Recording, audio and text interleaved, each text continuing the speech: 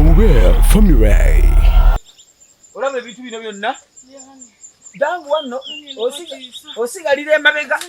twatesa tali kunkwatako ate tokaaba olwatuuka yogera nnyo yimirirawo tonsemberera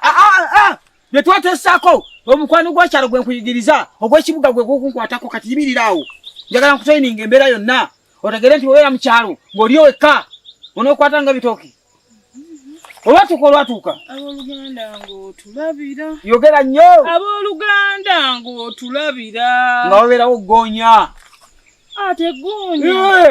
yabeeranga mu bitooke nga bino tereera ekizibu kyolina kiri kimu nkunyumiza olugero ate gw'okabirawo amazika kiki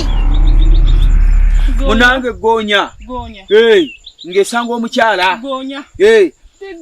lwakitesanga musajja nedda nati omusajja yalinga mugezi nnyo yimirira lwaki nakuyigiriza empisa ate bakwatirira abantu nga boogera yiga empisa ngabeerawo ki ng'esanga omukyala yakutte ku kitooke bwatyo beera yimirira ekizibu kyankunyumiza lugero ate gw'okaabirawo kati wesigame ekitooke nkulaga ebyokulabirako abali ku kitooke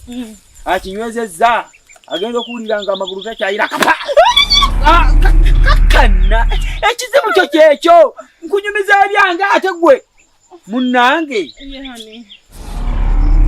nga ggoonya ebuuza ani gwe nnumye numye musajja mukazi ng'eggoonya endala egamba olumye mukazi nanti ye musava idako kati yagala ate kummega kigo anti gwaba ayimirirawo ku kitooke kati munnange kumba omusajja alina amaanyi ggoonya ebejja n'akuula ekitooke n'akikuba ggoonya tu eyali tali ku kitooke ng'eggoonya muwalulanga emuyisaawo nno kati jodda labayo kati genda labayo mama nyabo Mawube family.